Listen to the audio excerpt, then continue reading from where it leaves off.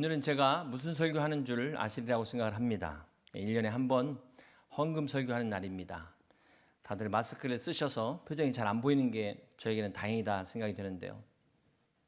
제가 2012년부터 지금 9년째 설교를 하고 있는데 헌금 설교 9번째입니다. 맨날 헌금 설교만 한다 그렇게 이야기하지 마시고, 여러분 감사주일 지나고 헌금 설교하는 것은 그나마 이거라도 여러분 오해하지 않고 이 말씀의 의미가 잘 전달되고자 하는 그런 조그만한 소망입니다. 그럼에도 불구하고 교회 오신 지 얼마 안 된 분들, 혹이라도 처음 오셨다면 그냥 안 들으셔도 괜찮습니다. 푹 주무시길 바랍니다. 바라기는 마음을 여시고 여러분 헌금 설교에 가장 큰 은혜 받으시는 여러분 되시길 주님의 이름으로 축복합니다.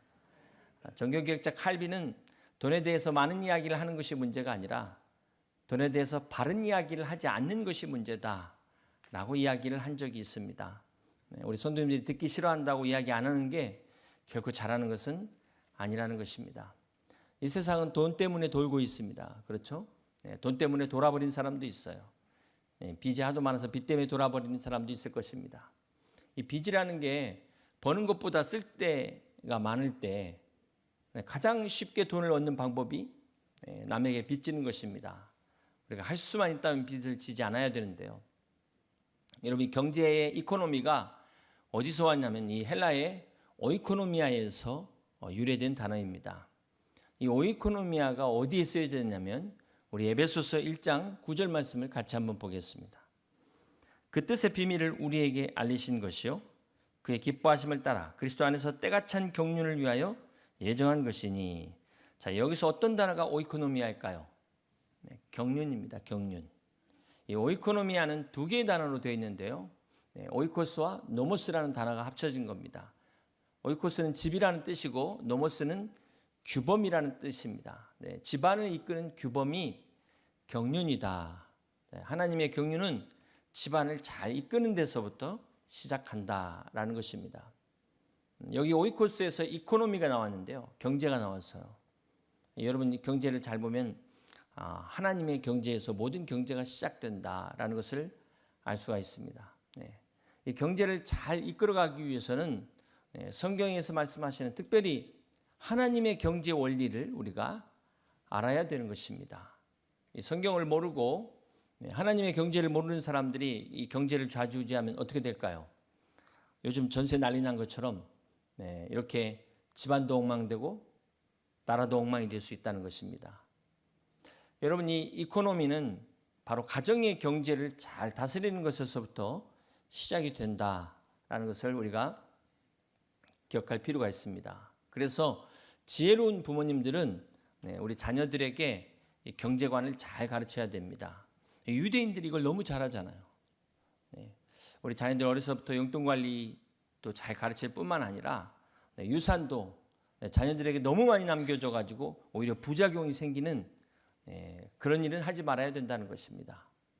여기 부모님들 많이 계시는데 자녀들이 정말 축복받기를 원해서 여러 가지 공부도 많이 시키고 경제관도 가르쳐 주시지만 진짜 중요한 하나님 앞에 축복받는 이 영적인 헌금 생활도 가르쳐야 된다는 것입니다. 자, 이왕 오이코노미아가 나온 김에 성경에 또 우리 누가복음 16장 3절에도 이 단어가 나오는데 어떤 단어일까요? 한번 맞춰보시기 바랍니다. 청지기가 속으로 이르되 주인이 내 직분을 빼앗으니 내가 무엇을 할까? 땅을 파자니 힘이 없고 빌어먹자니 부끄럽구나. 자, 여기서 어떤 단어가 오이코노미아일까요? 직분입니다. 직분이라는 단어. 또 고린도전서 9장 17절을 같이 한번 봅니다. 내가 내 자의로 이것을 행하면 상을 얻으려니와 내가 자의로 아니한다 할지라도 함께 있습니다. 나는 사명을 받았노라. 자, 여기는 어떤 단어가 오이코노미아일까요? 사명입니다. 그렇습니다. 성경에 이 오이코노미아가 9번 나오는데 4번은 경륜으로 그렇게 번역이 되고 나머지 5번은 직분과 사명으로 쓰여지고 있습니다. 한 단어가 3개의 뜻을 가지고 있다는 것이죠. 이 오이코노미아가 직분과 사명과 경륜 3가지의 뜻을 가지고 있습니다. 언뜻 볼 때 각각의 뜻이 다 다른 것 같은데 이 하나가 연결이 되더라고요. 여러분이 교회에서 받은 이 귀한 직분, 이것이 바로 하나님이 여러분에게 주신 사명이라는 것입니다. 그리고 그 사명이 바로 하나님이 여러분의 인생을 섭리하신 하나님의 경륜이다라는 거예요. 네, 그렇습니다. 여러분, 교회에서 받은 이 귀한 직분의 사명을 가지고 하나님의 경륜과 섭리 가운데서 행복한 하루하루가 되시길 주님의 이름으로 축복합니다. 오늘 또 예수님의 질문 시리즈로 내가 나를 사랑하느냐, 예수님의 질문을 통해서 우리가 함께 은혜를 나누기를 원합니다. 오늘 본문의 요한복음 21장은 여러분 너무나 잘 아는 그 유명한 말씀이죠. 베드로가 예수님을 부인한 후에 다시 고기 잡으러 디베랴 호수로 되돌아갔습니다. 이때 주님께서 베드로를 찾아오셨는데요. 이때 장면이 베드로가 주님을 처음 만날 때와 같은 장면입니다. 누가복음 5장에 보면은 베드로가 주님을 처음 만났을 때도 밤새도록 수고했지만 고기를 한 마리도 잡지 못합니다. 그때 주님께서 그물을 깊은 데로 던지라, 이 말씀에 의지해서 베드로가 그물이 찢어질 정도로 많은 고기를 잡게 되죠. 자, 이렇게 오늘 본문에도 동일하게 밤새도록 한 마리도 못 잡은 이 베드로에게 주님께서 이번에는 뭐라고 말씀하십니까? 배 오른편에 그물을 던지라. 그랬더니만 153마리가 잡히는 기적이 일어나게 된 것입니다. 자, 비슷한데 한 가지 차이가 있다면 첫 번째는 그물이 찢어졌다는 것과 두 번째는 그물이 찢어지지 않았다는 차이가 있습니다. 자, 그런데 여기서 중요한 것은 베드로가 이 기적을 보고 주님께로 달려왔다는 것이죠. 여러분, 대부분 사람들이 기적을 보면 어떻게 합니까? 기적에 눈이 멀어서 다른 게 안 보입니다. 예수님이고 뭐고 기적 붙잡느라고 정신줄을 논다는 거예요. 그런데 베드로는 기적을 보고도 주님을 바라봅니다. 사랑하는 성도 여러분, 이 베드로에게 그물과 고기는 어떤 의미가 있을까요? 그가 평생 추구하던 그의 꿈이요, 그 인생의 목표였습니다. 그 그물에 그토록 간절히 바라던 고기가 가득 찼는데 베드로가 지금 어떻게 했다고요? 그것을 버리고 주님 앞에 달려왔다는 것입니다. 여러분, 지금도 내 평생의 꿈과 나를 사랑하시는 주님과 사이에서 갈등하는 분이 있어요. 머뭇거리는 사람이 있습니다. 평생 자기가 추구해왔던 내 꿈, 내 목표와 주님 사이에서 양다리 딱 걸치고 주님을 따라다니 울고 세상을 따라다니 주님이 울고 가랑이 찢어지는 사람이 있다는 것입니다. 오늘 여러분 어떠십니까? 여러분이 추구하는 그 사업, 그 꿈, 그 성공의 그물에 고기가 가득 찼을 때, 그 꿈이 이루어졌을 때 과연 그거 내려놓고 주님을 바라볼 수 있을까? 주님께로 달려갈 수 있을까요? 이건 결코 쉬운 일이 아닙니다. 그런데 베드로가 그렇게 할 수 있었다는 것은 그가 어부였기 때문이 아니라 그는 많은 실패를 경험했기 때문에 그렇게 할 수 있었다는 것입니다. 베드로가 어부로서 매일같이 고기 잡으러 나갔을 때 어느 날은 정말 배에 가득한 만선의 기쁨을 누렸을 것입니다. 그런가 하면 어느 날은 오늘 본문에 주님을 만난 날처럼 허탕치는 날도 한둘이 아니었을 것입니다. 자, 이렇게 베드로가 생각지 못한 수많은 고난과 역경과 실패를 통해서 깨달았다는 거예요. 무엇을 깨달았을까요? 내가 추구하던 이 그물, 이 물고기가 얼마나 허무한 것인가. 결코 내 인생을 만족시키지 못하는 이것이 행복이 아니라는 것을 깨달았다는 것입니다. 그렇습니다. 여러분, 우리가 인생의 진정한 헛된 것을, 허무함을 깨닫는 자들이 하나님 앞에 나오게 되는 것입니다. 하나님을 찾게 되는 것입니다. 그러한 사람들의 눈에 주님이 보이는 것입니다. 여러분이 성공한 것이 결코 내가 잘나서가 아니라 하나님의 은혜임을 깨닫는 자들에게 옆에 계신 주님이 보인다는 것입니다. 자, 그러나 이 막상 주님 앞에 달려온 베드로 얼마나 민망했을까요? 여러분 한번 생각해 보세요. 예전에 막 다 주님을 버릴지라도 나는 결코 그런 일 없을 것입니다. 이렇게 호언장담했던 베드로가 주님을 3번이나 부인했으니 얼마나 염치가 없겠습니까? 아마 저는 제 생각에는 주님의 눈도 제대로 못 마주쳤을 것이다. 제대로 예수님 쪽을 향해서 쳐다보지도 못했을 것 같아요. 그런데 마침 주님께서 이 아침을 준비하고 계신 겁니다. 지금 밤새도록 수고해가지고 허탕친 이 베드로와 제자들이 얼마나 배가 고팠을까요? 비록 염치는 없지만 배가 너무나 고프다 보니까 자연스럽게 이렇게 식사를 하게 되고, 그래서 그들의 마음이 풀리게 되었을 것입니다. 이때 주님께서 베드로에게 하신 질문이 바로 오늘 제목입니다. 내가 나를 사랑하느냐? 여러분, 만약에 주님께서 지금 한참 막 아침을 먹고 있는데 이 질문을 하신다면 베드로가 어땠을까요? 아마 먹다가 목에 칵 걸리지 않았을까? 체했을 텐데 다행히 조반 후에 먹고 난 다음에 주님이 물으십니다. 내가 나를 사랑하느냐? 근데 아시는 것처럼 똑같은 질문을 3번이나 반복하시는 거예요. 예전 같으면 그걸 말이라고 하십니까, 주님? 뭐 당근이죠, 막 이랬을 텐데 이 베드로는 지금 자신감마저 잃어버렸어요. 그래서 뭐라고 말합니까? 근심하면서 주여, 내가 주를 사랑하는 줄 주께서 아시나이다. 이렇게 고백하고 있습니다. 여러분, 또 이 주님 입장에서 생각해 보면은요, 이 베드로에게 참 물어볼 게 많으셨을 텐데요. 너 어쩌다 그랬냐? 어떻게 네가 그럴 수 있냐? 다른 사람은 몰라도 이렇게 물어보실 텐데 이 모든 질문을 그냥 딱 한 가지로 요약해서 오늘 묻고 계실 겁니다. 사랑하는 성도 여러분, 오늘 베드로를 찾아오신 주님께서 여러분에게 물으십니다. 내가 나를 사랑하느냐? 베드로에게 물으신 주님이 이 시간 여러분에게 묻고 계십니다. 내가 나를 사랑하느냐? 이 질문의 첫 번째 중요한 것은 바로 신앙은 사랑의 문제이기 때문에 그렇습니다. 여러분, 믿음이라는 게 하나님의 사랑에 대한 응답이에요. 자, 그렇게 보면 헌금도 돈 문제 이전에 사랑의 문제인 것입니다. 믿음의 문제인 것입니다. 주님께서 내 물질이 있는 곳에 내 마음이 있다, 이런 유명한 말씀을 하셨는데요. 그 사람이 돈을 어디다 쓰는 걸 보면 그 사람의 마음을 알 수 있다는 것입니다. 이런 부모가 자식에게 돈을 쓸 때 계산할까요, 안 할까요? 우리 부모님들에게 한번 물어보세요. 부모가 자식에게 돈 쓸 때 계산할까요, 안 할까요? 부모는 계산하지 않습니다. 그러면 자식은 부모를 위해 돈 쓸 때 계산할까요, 안 할까요? 자식들한테 한번 물어보시기 바랍니다. 자식이 부모의 마음을 따라갈 수가 없다는 거예요. 부모와 자식 사이에 있어서 돈 문제는 돈 이전에 무슨 문제입니까? 사랑의 문제예요. 돈 문제가 아니라는 것입니다. 신앙도 마찬가지. 여러분, 이 돈이 악한다고 생각하십니까? 선하다고 생각하십니까? 돈이 악하다, 돈은 악하다. 아니다, 선하다. 어느 쪽일까요? 우리 디모데전서 6장 10절 함께 같이 봅니다.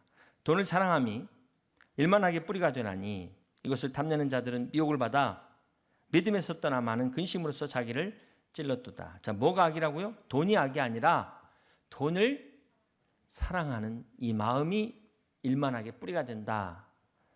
그래서 돈은 악도 아니고 선도 아니고 중립적인 것이죠. 그러니까 돈을 사랑하는 이 마음에서 죄가 시작되는 것입니다.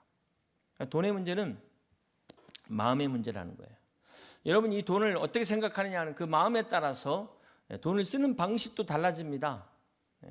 이걸 프레이밍 이펙트라고 하는데, 프레이밍 효과 들어보셨겠지만, 돈이든 어떤 것이든 그것을 보는 시각에 따라서 해석이 달라진다는 이론입니다. 이러한 돈에 또 양면성이 있죠. 돈이 선하게 쓰임받을 수도 있고 악하게 쓰임받을 수도 있고 축복이 될 수도 있고 저주가 될 수도 있는 것입니다. 돈이 우리를 행복하게 할 수도 있지만 돈이 부모와 자식 관계를 끊을 수도 있어요. 형제 자매 관계를 끊을 수도 있다는 것입니다. 그래서 우리는 항상 이 양면성을 기억하셔야 돼요. 그래서 이 돈의 문제는 물질의 문제 이전에 마음의 문제라는 것입니다. 이 사실 11조는 하나님 우리를 축복하시기 위해서 주신 거죠. 근데 너무나 많은 사람들이 11조에 10조만 나오면 시험 들어요. 야, 너무나 안타깝습니다. 11조는 하나님을 향한 믿음의 고백인데, 내 삶의 첫째가 하나님이다라는 우선순위의 고백인데 이 11조를 때문에 시험 든다는 것입니다. 여러분, 11조는 순종의 표시예요. 순종의 믿음의 표시지. 그리고 그 다음이 바로 자발적으로 드리는 것이 사랑과 기쁨의 표현인 것입니다. 자, 그렇게 볼 때 이 헌금은 믿음의 문제라는 것, 헌신의 문제라는 것입니다. 여러분, 주님이 우리를 위해서 정말 그 자신의 생명을 다 내어주신 것이 사실이라면 우리가 그 주님을 위해 드리는 그 어떤 희생, 어떤 헌신, 지나치다고 할 수 있을까요? 아깝다고 말할 수 있겠습니까? 하나님이 우리에게 영원한 생명을 주시기 위해서 독생자를 아낌없이 내어주셨는데 그 하나님을 향해서 드리는 내 희생과 내 헌금이 과하다고 말할 수 있겠습니까? 낭비라고 얘기할 수 있겠습니까? 결코 그럴 수 없느니라. 여러분 다른 데다 쓰는 거 한번 생각해 보세요. 여러분이 다른 데 가서 쓰는 거 한번 비교해 보세요. 우리 누가복음 16장 10절을 보면 지극히 작은 것에 충성된 자는 큰 것에도 충성되고 지극히 작은 것에 불의한 자는 큰 것에도 불의하니라. 자, 이 말씀에 작은 것이 무엇을 말할까요? 우리가 정확하게 이해하려면 그 앞에 9절과 뒤에 11절을 보면 이 작은 게 무엇을 말하는지를 알 수 있습니다. 9절, 내가 너희에게 말하노니 불의의 재물로 친구를 사귀라. 그리하면 그 재물이 없어질 때 그들이 너희를 영주할 처소로 영접하리라. 재물에 관한 말씀이죠. 11절, 너희가 만일 불의한 재물에도 충성하지 아니하면 누가 참된 것으로 너희에게 맡기겠느냐. 자, 이렇게 물질에 관한 말씀이라는 걸 알 수 있습니다. 그러면 누가복음 16장 10절을 다시 말씀드리면 이렇게 돼요. 지극히 작은 돈에 충성된 자는 큰 돈에도 충성되고 지극히 작은 돈에 불의한 자는 이 큰 돈에도 불의하니라. 이런 말씀이 되는 겁니다. 결론적으로 내가 현재 갖고 있는 것에서 충성하지 못하고 헌신하지 못하고 순종하지 못하면 절대 돈이 많아도 못한다라는 거예요. 여러분 오해하지 마시길 바랍니다. 또 이 말씀 듣고 뭐 없는데 헌금하라는 거야? 절대 그런 의도 아니에요.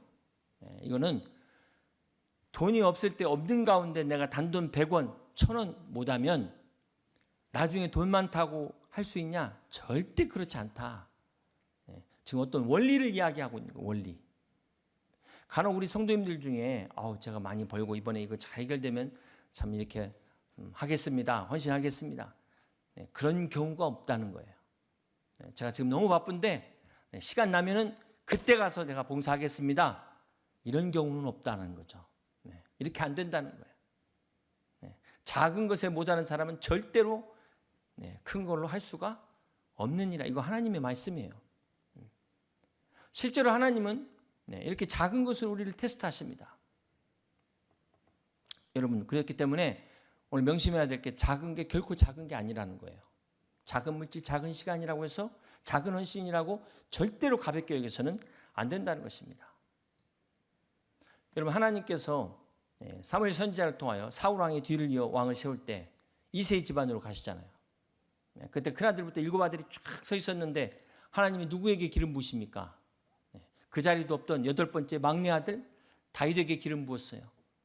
그 이유가 하나님이 다윗을 기뻐하시고 택하신 것도 있지만 다윗은 그 시간에도 자기에게 맡겨진 그 양떼를 지키는 작은 일에 최선을 다했다는 것입니다. 여러분 성경만 그런 게 아니라 이 하나님의 원리는 일반적으로도 통합니다. 이 세상적으로 볼 때도 성공한 사람들의 공통점이 작은 일을 작게 여기지 않았다는 거예요. 성실했다는 것입니다. 그렇기 때문에 특별히 우리 믿음의 사람들이 큰 것만 중요하게 여기고 작은 것을 소홀하게 여기면 여러분 하나님의 시험에 통과할 수가 없어요. 이거 명심하셔야 됩니다. 혹 여러분들이 이런 테스트가 필요하다면 여러분들도 이렇게 해보세요. 작은 걸 가지고 테스트를 해보면 알 수 있다는 것입니다. 작은 일에 소홀한 사람에게는 하나님 절대로 큰 것을 맡기지 않습니다. 명심하셔야 돼요. 그러므로 오늘 우리에게 주신 그 어떤 것이더라도 작은 것 작게 여기지 마시고 하나님 앞에 귀하게 드리고 섬길 수 있는 여러분 되시길 주님의 이름으로 축복합니다. 사랑하는 성도 여러분, 우리가 이 세상을 살면서 이 물질을 거부할 수는 없습니다. 우리가 이 안에 살면서 어떻게 그렇죠? 그렇다면 우리는 이 물질주의 세상 안에서 우리가 어떻게 하면 바르게 살 수 있을까? 우리가 어떻게 하면 바르게 살 수 있을까요? 여러분 이 손가락을 핑거라고 하잖아요. 핑거. 그럼 이 주먹은 뭘까요? 이건 오물인 겁니다. 이 쥐었다 폈다를 사실은 이 균형을 잘 유지하셔야 돼요. 한번 쥐었다 폈다 잘 되십니까? 재물을 모으는 것과 쓰는 것은 이것과 같아요. 이 균형을 유지하는 것과 같습니다. 이 재물을 모으기만 하면 어떻게 되죠? 안으로 오므리는 거예요. 계속. 피지 않고 이렇게 열심히 안으로 모으기만 하면 이게 오그라드는 겁니다. 네. 이게 이렇게 되면 어떻게 돼요? 굳어지죠? 네. 물질주의에 사로잡혀 버려요. 이건 만몬이 우상이 되어버린 상태가 됩니다. 자, 이 상태에는 욕심까지 들어오면 어떻게 됩니까? 하나님이 나에게 맡기신 것까지 내 거로 착각하게 돼요. 네. 이제 심각해지는 거죠. 네. 그래서 우리가 이 스트레칭을 잘 하셔야 되잖아요. 스트레칭을. 네. 여러분. 이 헌금 생활이라는 게 영적인 스트레칭이에요. 사실은 이 오물인 것을 펴주는 겁니다. 이걸 필 때 우리가 물질주의에 사로잡히질 않아요. 돈의 우상으로부터 사로잡히지 않는 비결이 영적인 스트레칭이 있는 것입니다. 사랑하는 성도 여러분, 재물은 오늘 하나님께서 우리를 청지기로 여기시고 우리에게 맡기신 오이코노미아라는 것입니다. 앞에서 오이코노미아 이야기했지만 싸놓으라고 준 게 아니에요. 여러분한테 가서 싸놓으라고 준 게 아니라, 여러분이 붙잡고 있으라고 준 게 아니라 여러분을 통해서 흐르게 하라고 주신 것입니다. 흐르게 하라. 아브라함같이 복의 근원으로서, 요셉같이 축복의 통로로서 하나님께서 여러분을 세우신 것입니다. 사랑하는 성도 여러분, 누가 여러분에게 지혜를 주셨을까요? 누가 여러분에게 건강을 주셨을까요? 누가 여러분에게 그렇게 누릴 수 있는 그만한 능력을 주셨을까요? 살아계신 하나님이신 줄 믿습니다. 그렇다면 우리는 어떻게 살아야 됩니까? 고린도후서 9장 7절과 8절을 함께 봅니다. 각각 그 마음에 정한 대로 할 것이요 인색함으로나 억지로 하지 말지니 하나님은 즐겨내는 자를 사랑하시느니라. 8절 함께 있습니다. 하나님이 능히 모든 은혜를 너희에게 넘치게 하시나니 이는 너희로 모든 일에 항상 모든 것이 넉넉하여 모든 착한 일을 넘치게 하려 하심이니라. 그렇습니다. 여러분, 하나님이 여러분에게 풍족하게 주신 이유가 모든 선한 일에 넘치게 하도록 축복하시기 위해서, 여러분을 축복의 통로로 세우시기 위해서 하나님께서 이렇게 풍성한 은혜를 넘치도록 부어주셨다는 것입니다. 이것을 깨달아야 돼요. 사랑하는 성도 여러분, 오늘 하나님의 축복이 여러분을 통하여 흘러 넘치고 있습니까? 여러분에 와서 스탑되어 있습니까? 한번 잘 생각해 보세요. 오늘 이 축복이 나를 통해서 흘러 넘치고 있는가? 우리 가정을 통해서, 우리 교회를 통해서 흘러 넘치고 있는가? 중단되어 있는가? 어떻게 해야 이 축복이 흐를 수 있을까요? 이 막히면 큰일 나잖아요. 이 막히면 큰일 나는 거예요. 혈관이 막히면 큰일 나는 것입니다. 축복의 통로가 막히면 대형 사고가 일어나는 것입니다. 오늘 이 축복이 흐르게 하기 위해서 우리가 기억해야 될 것이 하나님의 이 부르심이에요. 오늘 하나님께서, 하나님의 부르심에는 두 종류가 있습니다. 전방이냐 후방이냐. 전방은 풀타임, 전임 사역자로 하나님이 부르세요. 이 귀한 복음의 사역을 위해서 선교사로, 주의 종으로 본토 친척 아비의 집을 떠나는 부르심으로 부름받는, 이것이 전방으로 부름받는 것입니다. 그렇다면 후방은 어떤 부르심일까요? 가정과 이 사업과 직장을 가지고 이 귀한 사역을 후원하는 부르심, 이것을 후방 부르심이라고 말합니다. 쉽게 말해서 가든지 보내든지 가든지 둘 중에 하나라는 거예요. 하나님께서 이 부르심의 사명을 위해서 여러분을 축복하신 것입니다. 여러분이 이 모든 것을 허락하신 것입니다. 그래서 이것을 잊지 않는 비결이 오늘 내 축복을 지키는 비결이라는 것 명심하시길 바랍니다. 내 행복을 지키는 비결이라는 것 잊지 마시길 바랍니다. 빌립보서 4장 19절이 바로 나의 하나님이 그리스도 예수 안에서 영광 가운데 그 풍성한 대로 너희 모든 쓸 것을 채우시리라 약속하고 있습니다. 이 말씀은 누구에게 주신 말씀이에요? 이 부르심의 사명을 깨닫고 순종하는 사람들에게 주시는 약속의 말씀인 것입니다. 그렇습니다. 이 하나님의 부르심을 깨달은 사람들에게는 빌립보서 4장 19절에 백지수표를 주셨어요. 여러분, 이 수표에는 바로 예수 그리스도의 이름의 서명이 되어 있습니다. 명심하세요. 이 수표는 절대로 부도나는 일이 없어요. 이 세상의 은행은 파산할 수도 있고 부도날 수도 있지만 하늘나라는 좀먹지 않는다고 그랬습니다. 하나님의 은행은 파산이나 잔고 부족이 일어나는 일이 없다는 것입니다. 그러므로 사랑하는 성도 여러분, 오늘 우리의 이 헌금 생활이 시험이 되고 걸림돌이 되는 것이 아니라 오늘 살아계신 하나님 앞에 우리의 감사의 표현으로 희생의 제물로 하나님을 기쁘시게 하는, 그래서 하나님이 약속하신 이 백지수표의 놀라운 축복들을 오늘 그리스도 예수 안에서 영광 가운데 우리의 모든 쓸 것을 채우시는 축복으로 경험하는 우리 여의도 심령의 모든 성도들이 다 되시기를 주님의 이름으로 간절히 축원합니다. 생명의